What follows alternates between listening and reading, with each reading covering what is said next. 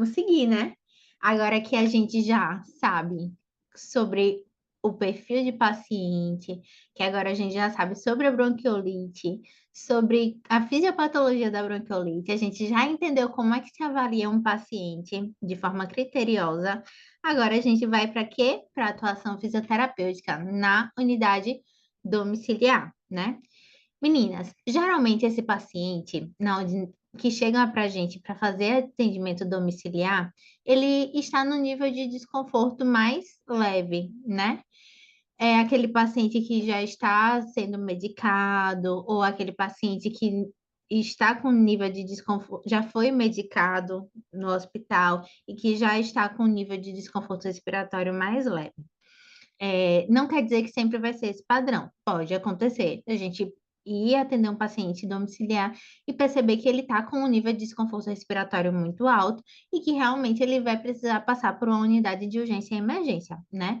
Mas para isso que a gente precisa ter esse olhar clínico para identificar e orientar os familiares da melhor forma, porque nem sempre a gente vai conseguir melhorar o desconforto respiratório desse bebê em casa, né? Por exemplo, se é um bebezinho que ele já está apresentando uma abolição na ausculta pulmonar, por exemplo, a gente vai lá, vê que ele está com um BSA alto ou com um nível de desconforto respiratório importante, um aumento do trabalho respiratório, e aí a gente ausculta esse paciente, está com abolição de uma hemitórax, a gente já suspeita, peraí, pode ser que esse bebê tenha desenvolvido uma atelectasia, né, por conta da bronquiolite, ou pode ser que esse bebê esteja apresentando uma piora de uma pneumonia associada.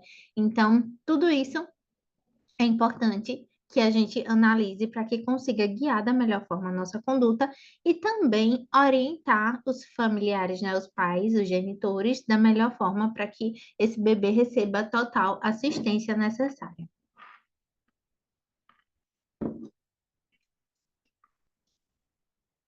Ué, não passou. Deixa eu só voltar aqui para passar o slide.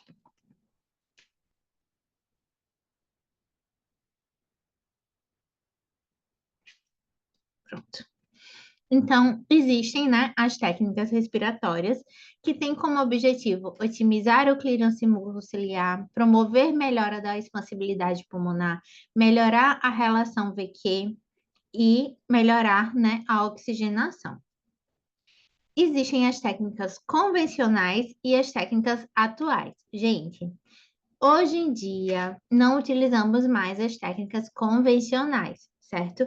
Já vimos que não existem evidências científicas para a utilização dessas técnicas. Na verdade, essas técnicas, elas podem trazer muito mais prejuízos do que benefícios para os nossos pacientes. Então, se não sabiam, agora já sabem, anotem aí, importantíssimo, que tapotagem, vibrocompressão e técnicas associadas à ação da gravidade, como, por exemplo, drenagem autógena, hoje em dia, elas não são mais utilizadas, tá? A gente não orienta em neonatologia e pediatria, tá? É, e em adulto também. Existem outras técnicas que são muito melhores, muito mais recomendadas do que essas, mas principalmente neonatologia e pediatria, a gente não vai utilizar as técnicas convencionais. Tá, mas e o que é que a gente vai utilizar? As técnicas atuais. Por quê? As técnicas atuais, elas têm por base variação do fluxo aéreo, seja o fluxo aéreo inspiratório ou expiratório, e essas técnicas, elas são caracterizadas por respeitar a característica fisiológica e biomecânica. Então, essas técnicas, elas são mais aceitáveis, elas são mais fisiológicas e elas também são mais eficientes, tá? O que é que temos de evidência científica com relação a isso? Ó, é, tem esse estudo que é um dos primeiros que falam sobre técnicas respiratórias, e foi um estudo até que trouxe que a fisioterapia torácica no primeiro mês de vida talvez esteja associada a danos cerebrais em alguns prematuros extremos e principalmente naqueles que apresentam riscos de hipotensão. Aí a gente vai analisar o estudo. O que foi considerado como fisioterapia, né, torácica? Fisioterapia torácica foi considerado percussão com máscara e aspiração de vias aéreas. Gente, por isso que esses bebês, eles tiveram uma associação maior com o nível de lesão cerebral. Por quê? Percussão é uma técnica que não é mais utilizada e ela pode aumentar a pressão torácica e, consequentemente, ela pode também aumentar a pressão intracraniana, né? E aí pode vir a gerar essas hemorragias. Então, é uma técnica que não é utilizada principalmente em prematuros extremos. Então, assim, temos que identificar o que é realmente fisioterapia. Hoje em dia sabemos que a fisioterapia ela não se resume e, na verdade, a gente nem utiliza, né, percussão, nem que seria tapotagem, nem vibrocompressão, certo? Aí temos esse outro estudo que fala da avaliação do fluxo sanguíneo cerebral de recém-nascidos prematuros durante a fisioterapia respiratória com a técnica de aumento do fluxo respiratório. Essa é uma técnica atual. Então, essa técnica, esse estudo ele mostra que houve um benefício com relação às técnicas e essas técnicas elas eram seguras, né? Por exemplo, a manobra de AF, que a gente vai aprender hoje, ela não afetou o fluxo sanguíneo cerebral em pacientes prematuros, certo? Então, é importante aqui. Temos esse outro estudo que ele também fala sobre as técnicas utilizadas em pacientes com pneumonia, certo? E esses estudos eles avaliaram 5 tipos de intervenções diferentes. Então, eles avaliaram os efeitos da fisioterapia torácica convencional, a pressão expiratória positiva, pressão positiva contínua nas vias aéreas por meio do CPAP, por exemplo, o uso do CPAP bolhas e também a drenagem autógena assistida. E ele trouxe aqui, ó, que a fisioterapia ela foi favorável na redução da mortalidade. Aqui, gente, só para quem nunca viu, né, não conhece, aqui é um gráfico de meta-análise, certo? Meta-análise é padrão ouro em nível de evidência. É ela que vai nos dizer, com base nos estudos que temos, qual o peso, né, desses estudos com relação a cada categoria estudada. Por exemplo, aqui eles compararam o uso da fisioterapia com o que era utilizado usualmente no hospital, sem fisioterapia. E aí, durante essa comparação, a gente analisa o diamante, esse diamante aqui, final, certo? Esse diamante, se ele corta essa linha que a gente chama de linha de nulidade, a gente observa que não tem evidência científica significativa. Mas se esse diamante ele está mais deslocado para um lado ou para o outro, quer dizer que esse lado para o qual ele está deslocado vai ter um peso, uma significância maior. Então, com relação à duração hospitalar, né, de estadia hospitalar, a gente não teve uma evidência científica robusta, né? Não houve diferença significativa entre os grupos. Quando a gente fala do tempo de resolução, né, da causa base, a gente tem uma melhoria nos grupos que utilizaram fisioterapia. E aqui, quando a gente leva em consideração efeitos adversos, tivemos mais efeitos adversos nos grupos que não tiveram fisioterapia, tá? Outra revisão é uma revisão da Cochrane, que já vai falar sobre a fisioterapia na bronquiolite, certo? Esse estudo, ele, em alguns momentos, fala que a fisioterapia, ela não teve, por exemplo, que ela não tem uma grande evidência, vamos dizer assim. Não é tão indicado para bronquiolite. Mas o que é que a gente precisa entender, né? O que foi considerado fisioterapia? Quais as técnicas foram utilizadas? O que é que acontece? Quando utilizamos algumas técnicas, como por exemplo, técnicas de expiração forçada, técnicas rápidas, esses pacientes, muitas vezes, a depender do estágio que estejam, realmente eles não vão se beneficiar. Por isso que a gente tem que tomar cuidado. Por quê? Se a gente pensar na anatomofisiologia, né? E na condição da doença que a gente estudou. Os bronquíolos, eles são estreitados. Quando temos edema e secreção, temos uma redução ainda maior da luz daquela região. Concordam? Se eu ofereço uma técnica rápida de aceleração de fluxo rápido, o que é que vai acontecer? Vai aumentar a obstrução naquela região. Então, muitas vezes o bebezinho ele não vai se beneficiar de uma técnica rápida. Mas se temos o uso de técnicas lentas, né? As técnicas respiratórias lentas, aí sim a gente tem uma melhor depuração da secreção, a gente tem um melhor deslocamento dessa secreção, tá? Então, vamos entender quais técnicas em geral temos e quais são as técnicas indicadas para bronquiolite, certo? Então, já vimos que não utilizamos técnicas convencionais, como tapotagem, vibrocompressão, tá? Então, se alguém ainda usava, abole para sempre da conduta fisioterapêutica, isso não é mais o que nós preconizamos. Hoje em dia, nós preconizamos isso, as técnicas atuais, com base em variações de fluxo. Essas técnicas atuais são as de expiração lenta. Deixa eu só... Ai, socorro. Volta aqui para mudar o ponteiro.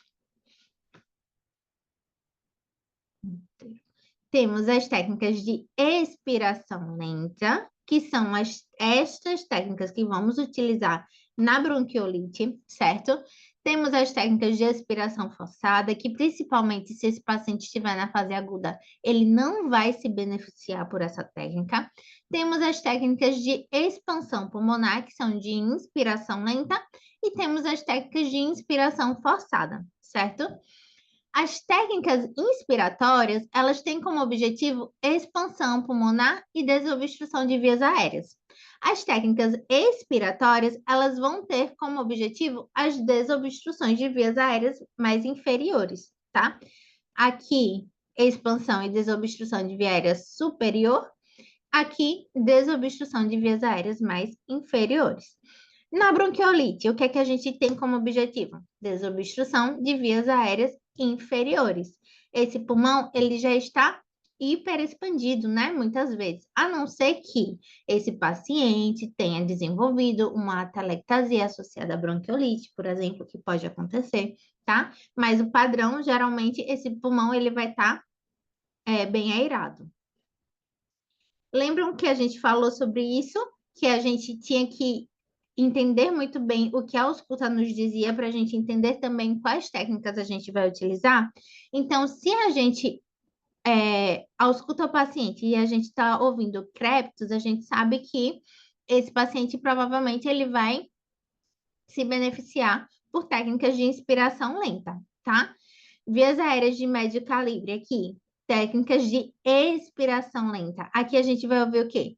Sibilância, crepitação. Então, o que é que a gente viu que é mais comum ouvir nesses pacientes? Sibilância e ronco, né? Então, geralmente ele vai estar com aqui, ó, secreção nessa região de médio e pequeno calibre, os bronquíolos, né? Médios e terminais. E aí ele vai se beneficiar pelas técnicas de expiração lenta, tá? Nas vias aéreas de grande calibre, expiração forçada. E nas vias aéreas superiores, inspiração forçada. Então, as técnicas de expansão pulmonar, elas têm como objetivo melhorar o volume pulmonar, né? A gente vai entender melhor isso aqui um pouquinho mais para frente, mas só de forma resumida, é importante que a gente relembre o que é pressão transpulmonar. Pressão transpulmonar nada mais é do que a diferença entre a pressão dentro do alvéolo e a pressão pleural, tá? Então, a pressão do alvéolo menos pressão pleural vai ser igual à pressão transpulmonar. Por que a gente precisa saber disso? Porque quanto maior é a nossa pressão transpulmonar, maior vai ser o volume corrente dentro desse pulmão, tá? Então, se a gente quer melhorar o volume corrente, a gente precisa melhorar também a pressão transpulmonar, tá? Então, aqui, ó, se eu tenho aqui embaixo, eu tenho a pressão pleural. Aqui em cima, eu tenho a pressão alveolar. Quanto mais distante, quanto maior for a diferença entre a pressão alveolar e a pressão pleural, mais aerado estará o nosso pulmão, certo? Então, quanto maior a pressão alveolar ou quanto menor a pressão pleural, melhor vai ser o volume dentro desse pulmão. Para pediatria, a gente tem algumas técnicas que vão reduzir a pressão pleural, que vão favorecer, né, a expansibilidade desse paciente. Mas para isso, eu preciso que o paciente tenha idade suficiente para entender os meus comandos, tá? Por quê? Porque são exercícios ativos. Então, essas técnicas inspiratórias são as técnicas de, por exemplo, inspiração lenta, né? Como os soluços ou suspiros inspiratórios, inspiração fracionada ou inspiração em tempos, inspiração profunda. Esses exercícios, eles partem do princípio da redução da pressão pleural. São exercícios que vão favorecer a redução da pressão pleural e, consequentemente, melhorar a expansibilidade pulmonar. Mas esses exercícios a gente não consegue utilizar, por exemplo, com o nosso paciente neonato, com o nosso paciente de 1 ano, certo? Eu trouxe aqui mais a título de curiosidade, porque a gente não vai achar bronquiolite, por exemplo, com paciente pediátrico de 10 anos, né? Mas a gente pode encontrar um paciente que precise dessas técnicas. E aí você já tem consciência de qual é o princípio dessas técnicas e em que perfil a gente pode utilizá-las, tá? As técnicas de inspiração lenta também, como exercícios de expansão torácica, respiração diafragmática profunda, certo? Glossopulsão retrógrada. Gente, a glossopulsão retrógrada, ela é indicada para pacientes que não conseguem expectorar a secreção. Nesses pacientes, ó, a gente vai posicionar. O fisioterapeuta, ele segura com uma das mãos a cabeça do paciente. O polegar, ele deve ser apoiado aqui, ó, sob o maxilar, na base da língua, limitando a deglutição. Os outros 4 dedos, eles são levemente apoiados sobre o crânio, sustentando a cabeça.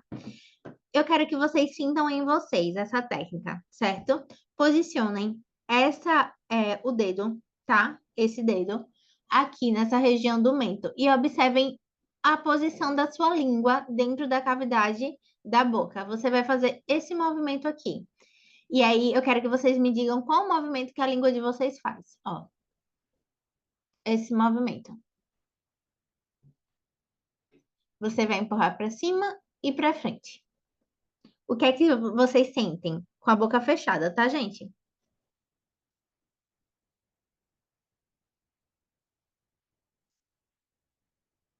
O que é que vocês sentem? Esse movimento.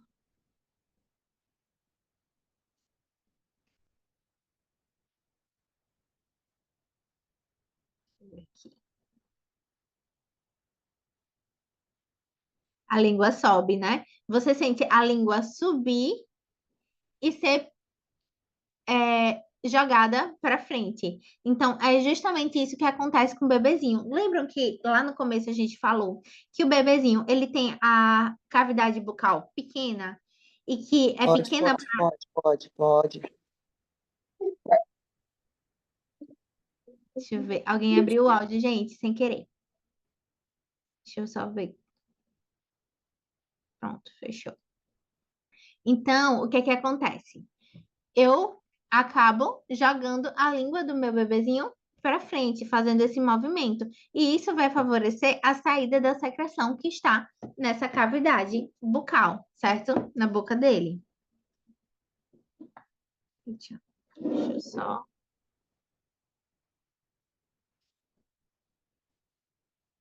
Peraí, travou só um instantinho. Pronto, voltou. Então, essa técnica, temos também a drenagem rinofaríngea retrógrada, e essa técnica ela é definida como uma manobra de inspiração forçada. Gente, essa técnica está sendo demonstrada aqui. Caiu também no concurso da EBSERH, se alguma de vocês fizeram, caiu exatamente essa foto, gente, que era o paciente recebendo a drenagem rinofaríngea retrógrada. Então, a drenagem, ela é indicada em pacientes menores de 24 meses, tá? com a nasoaspiração passiva e em pacientes maiores que sugerem a nasoaspiração ativa, tá? Então, para a realização dessa manobra na forma passiva, o paciente ele deve estar posicionado em decúbito dorsal, exatamente aqui como a foto demonstra, elevado a mais ou menos 30 graus, tá? E o fisioterapeuta, com uma das mãos, eleva a mandíbula, realizando o apoio do dedo indicador na base da língua ao final do tempo expiratório, obrigando o paciente a inspirar profundamente pelo nariz. O que é que a gente faz? A gente vai, ó, pegar, imagina que Pichuca tá deitada, tá? A gente vai pegar nosso bebezinho, vai fechar a boquinha dele, tá? Em uma narina, a gente vai instilar o sorinho, porque essa técnica ela pode ser associada à instilação de soro, tá? Se a gente quiser, a gente pode fazer sem instilação de soro, mas geralmente a gente opta pela instilação de soro porque é mais efetiva, tá? E aí a gente vai instilar o sorinho durante a fase inspiratória. Porque quando a gente vai fechando a boquinha, a gente vai forçando esse paciente a inspirar profundamente e durante a inspiração a gente vai instilar o sorinho. A gente vai instilar meio ml da seringa de 1 ml em recém-nascidos, tá? Então, essa seringuinha de insulina, veja, é o que nós utilizamos em recém-nascido. Ela vai colocar meia seringuinha em uma narina e meia seringuinha na outra narina. Então, 0,5 de 1 ml, tá? Deixa eu só ver aqui no chat se falou alguma coisa. Como fazer esse movimento com o paciente agitado? Ótima pergunta. Quem foi que perguntou? Ótima pergunta, Carolzinha. Veja, se o paciente estiver muito agitado, geralmente a gente atende em 4 mãos, que a gente chama, né? Ou a gente pede para a técnica ou a enfermeira ajudar a gente, ou realmente essa técnica ela fica inviável. Porque o que é que acontece? Ou também a gente pode ter uma terceira opção, que é fazer o que a gente chama de charutinho. O charutinho geralmente é uma técnica que acaba acalmando o bebezinho, né? E deixa ele bem presinho. Os braços e as perninhas é como se a gente fizesse um casulo com o lençol. E aí, o que que acontece? A gente faz esse casulinho com lençol e aí a gente consegue, né? Porque ele só vai conseguir mexer a cabecinha. E aí a gente consegue atender. Ou a gente pode atender em 4 mãos, pedir para a técnica realmente segurar os bracinhos do bebê, né? E tentar acalentar um pouco ele, acalmar um pouco ele, para a realização da técnica. Porque o objetivo não é estressar esse bebê, né? Na verdade, a gente quer acalmar esse bebê para que essa técnica ela seja mais eficiente e efetiva, tá? Então, temos a opção de atender em 4 mãos, pedir ajuda, alguém segura o bebê, acalma ele antes e realiza a técnica, não só para essa, quanto para todas que a gente vai falar, certo, gente?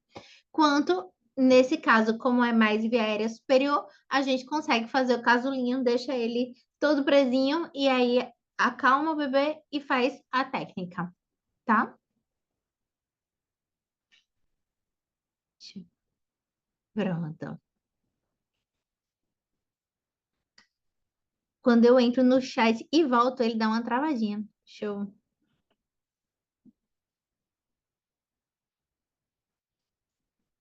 Eita, passou. Pronto, então essa é a drenagem rinofaríngea retrógrada. Gente, não confundam. Drenagem rinofaríngea retrógrada não é a mesma coisa que lavagem nasal, certo? Drenagem rinofaríngea retrógrada é uma técnica utilizada por fisioterapeutas com o objetivo de desobstrução de vias aéreas superiores durante a inspiração desse bebê. Então, a gente vai realizar essa técnica durante a inspiração. Principalmente porque, se a gente for parar para pensar, essa técnica ela é mais fisiológica do que a lavagem nasal. Quando a gente faz uma lavagem nasal numa criança um pouquinho maior, o que é que a gente pede depois para assoar o nariz, né? Na drenagem rinofaríngea retrógrada, essa secreção ela vai automaticamente cair na boca do nosso bebezinho. Por quê?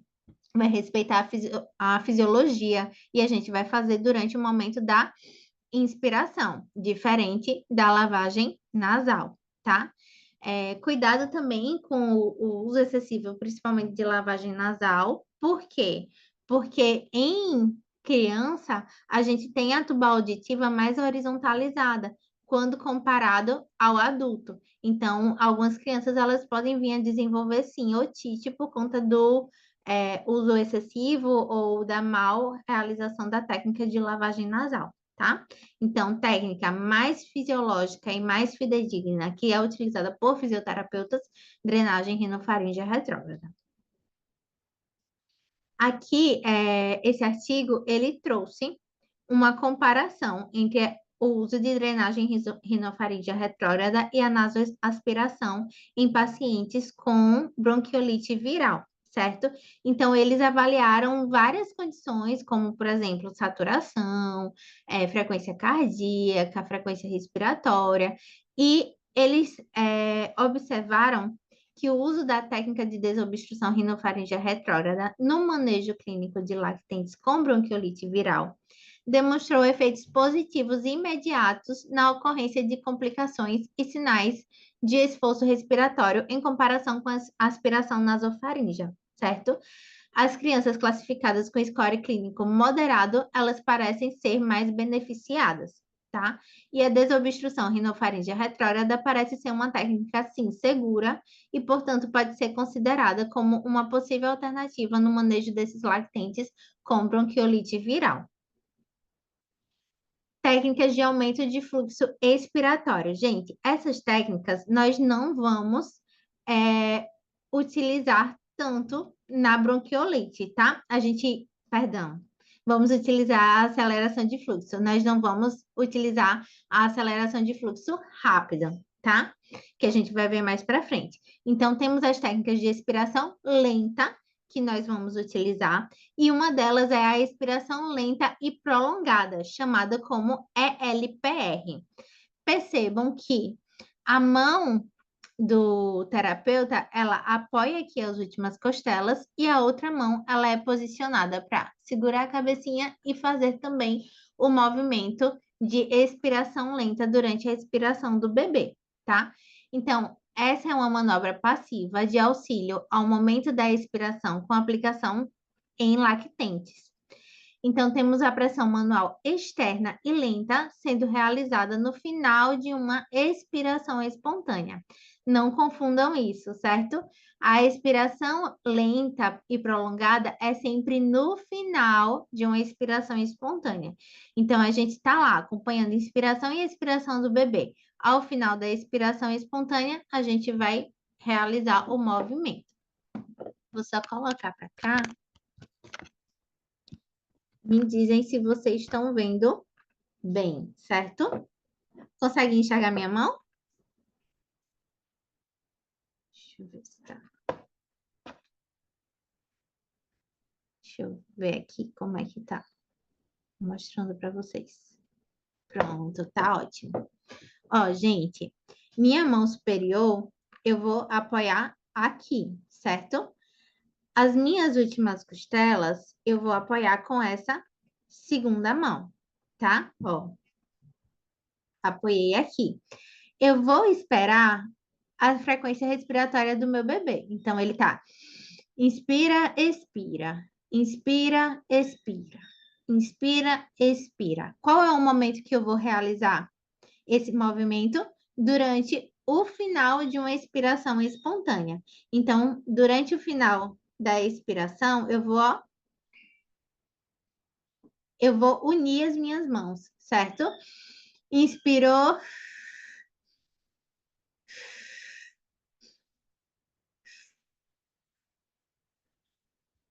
Esse movimento que eu vou fazer, certo?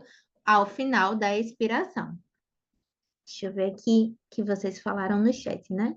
Tá sem áudio? Tá sem áudio? Voltou o áudio, Michele? Agora voltou, Mai. Obrigada. Vocês conseguiram ouvir a explicação durante o movimento? Eu não consegui escutar. Vou fazer de novo, então. Deixa eu fazer aqui. Ó, apoiei minha mão aqui em cima, certo? Geralmente essa mão é utilizada também aqui, ó, para separar o pescocinho e fechar a boquinha dele, tá? Aqui eu apoiei a minha segunda mão. Esse movimento vai ser realizado no momento do final da expiração. Então, ele inspira, expira, inspira, expira, inspirou.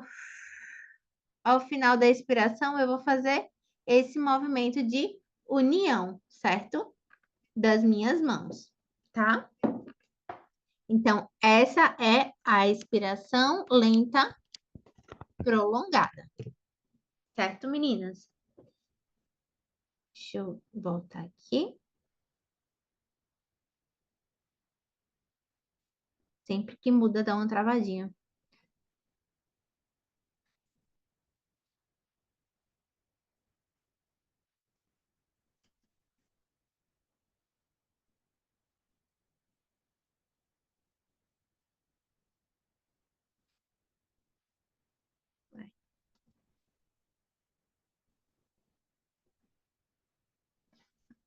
Foi.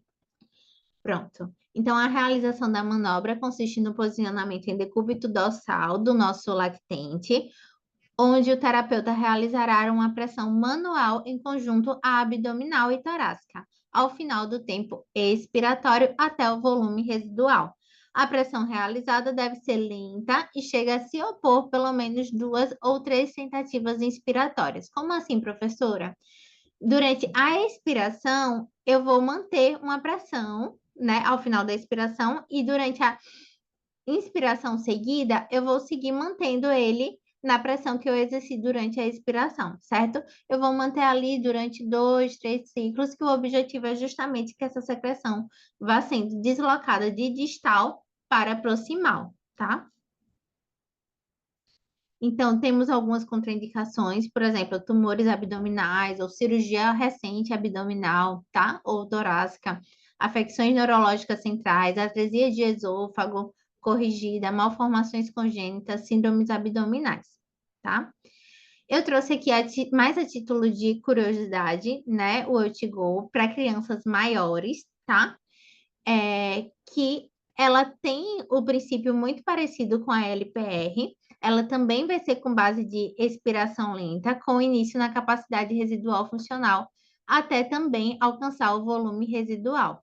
Perceba que a nossa criança ela vai estar em decúbito lateral e eu vou fazer esse movimento de aproximação das mãos, só que diferente do que a gente observou em lactente, que é em decúbito dorsal, esse em decúbito lateral a gente faz como se fosse a aproximação das mãos em torção. É porque Pichuca ela é muito pequena para essa técnica, certo? É para paciente pediátrico, mas a gente vai fazer esse movimento aqui, ó, de aproximação nessa direção, como se a gente fosse torcer as mãos, tá? Mas é um movimento mantido, certo? Como a gente está observando mesmo aqui na nossa imagem, tá? O paciente, ele deve ser posicionado com a região a ser desobstruída, apoiada na cama. Deixa eu ver. A partir de quantos anos realiza essa técnica?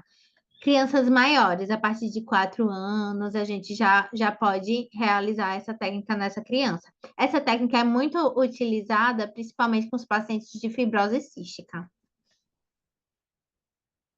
Gente, sempre dá uma travadinha, mole. Pronto, voltou. Contraindicações. É contraindicado em instabilidade cardiopulmonar, lesões cavitárias com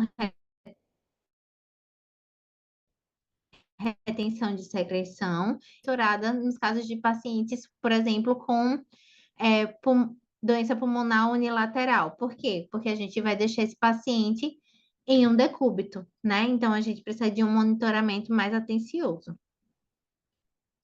Drenagem autógena também é uma técnica de expiração lenta que pode ser utilizada na bronquiolite. Consiste em utilização de inspirações e expirações lentas de forma ativa, sendo realizadas pelo paciente, começando no volume de reserva expiratório até o volume de reserva inspiratório, certo? Neste sentido, mobilizam-se as secreções de vias aéreas mais distais e logo depois de vias aéreas mais proximais. Vamos entender melhor como funciona essa técnica. Veja, essa técnica, ela tem três objetivos. Ela tem primeiro o objetivo de deslocar, depois de reunir e depois de eliminar essa secreção, tá? E como é que a gente vai aplicar a drenagem autógena assistida, que é o que a gente chama de DAA? A gente tem duas formas de aplicação. A gente pode aplicar, como nessa primeira imagem, com um bebezinho em decúbito dorsal, onde a gente vai fazer esses movimentos de compressão lento, tá? E a gente também pode fazer com esse bebezinho sentado, né, no nosso colo e realizar essas manobras, tá? Eu geralmente opto por fazer com ele ali sentadinho, peço para a mãe mostrar um chocalho na frente, ele fica atento ao chocalho e eu aqui vou fazendo as manobras. Então, consiste no posicionamento das mãos do terapeuta no tórax do paciente, aumentando a velocidade do fluxo respiratório de forma lenta e prolongando assim a expiração até o volume residual, certo, meninas? Então, ó, vou botar aqui para vocês verem. Adaptar a webcam. Pronto. Ó, vamos pensar que Pichuca tá aqui sentadinha no meu colo, tá, gente? Então, eu vou colocar aqui. Ai, vou colocar aqui as minhas mãos e eu vou, durante a expiração, auxiliar nesse movimento expiratório. Quando o meu bebê, ó, inspira, ele vai elevar as últimas costelas. Quando ele expira, ele vai fazer o quê? Vai retrair. Então, eu vou simular esse movimento. Ele inspirou.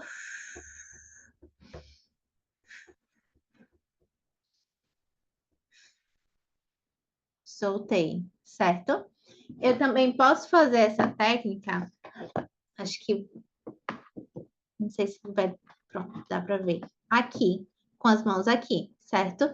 Segurei aqui nas últimas costelas e vou fazendo o movimento expiratório de forma lenta e prolongada junto com cada inspiração do meu bebê. Então, inspirou.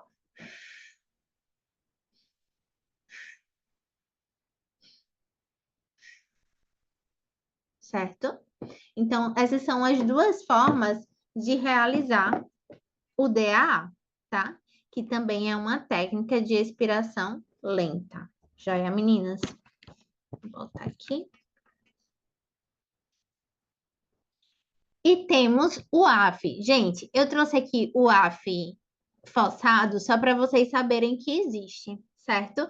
Mas não é o ideal realizar na bronquiolite. Cadê? A partir de quantos anos realiza? Essas técnicas geralmente a gente pode realizar com lactente, certo, Andréa? Lactente, 28 dias de vida, a gente já pode estar realizando.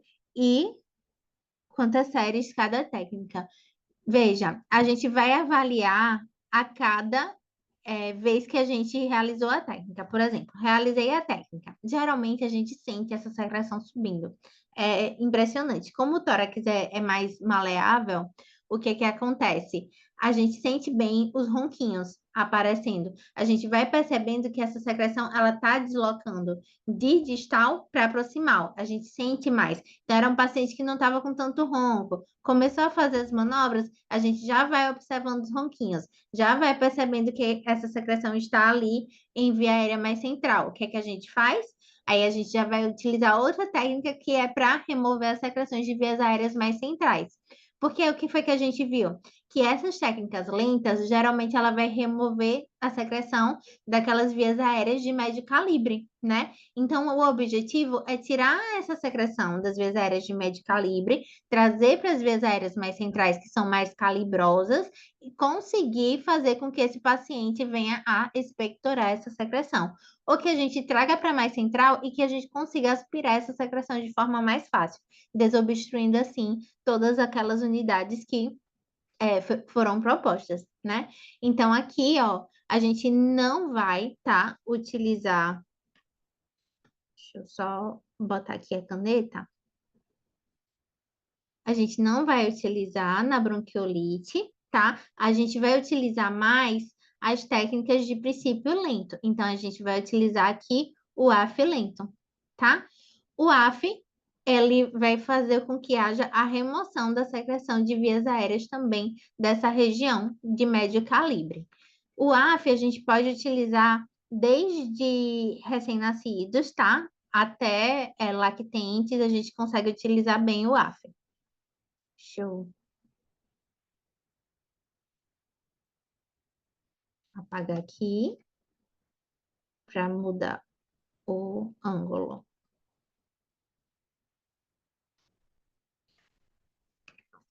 Aqui de novo. Ó, o AF em lactentes. Em lactentes, a gente vai utilizar, ó, a mão assim, em concha. Por quê? Ou, perdão, em lactentes não, em recém-nascidos, principalmente extremos. A gente vai utilizar aqui a mão em coxa. Vai, ó, apoiar as últimas costelas sem oferecer pressão aqui na região abdominal, tá vendo? Então, a gente vai utilizar a mão em concha e essa mão a gente vai realizar o movimento durante a expiração, tá? Inspirou, expirou, a gente realiza. Já em lactentes, a gente já faz o apoio também abdominal, certo? Veja, a gente já apoia completamente. Últimas costelas e abdômen. E aí a gente faz aqui, ó, durante a expiração do nosso bebê, certo?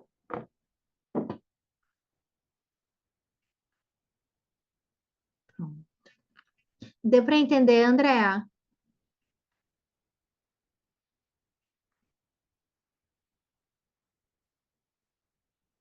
Ficou claro, meninas?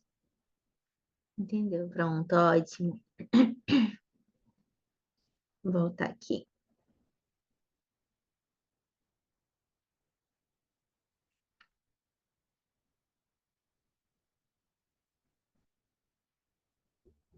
Deixa eu só voltar. Saiu aqui rapidinho.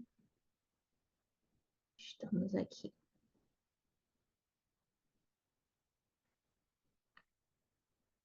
Ó, aí aqui só a observação que em prematuros a gente vai utilizar essa técnica com a mão em ponte, como foi mostrado para vocês, certo? Aqui temos também a aspiração traqueal, né? Que a aspiração ela pode ser utilizada por meio do sistema aberto ou do sistema fechado. Lembrando que a aspiração não é uma técnica única e exclusiva da fisioterapia. Então, é uma técnica que é utilizada pela enfermeira, técnica de enfermagem. Então, várias categorias também aspiram o paciente, certo? Mas é uma técnica que nós utilizamos também durante as nossas condutas, quando existe critério para isso. Então, lembrar que a gente deve preconizar que não passe de 10 segundos, né? Que esse paciente seja desconectado por mais do que esse tempo. E também cuidado com as pressões utilizadas durante essa aspiração.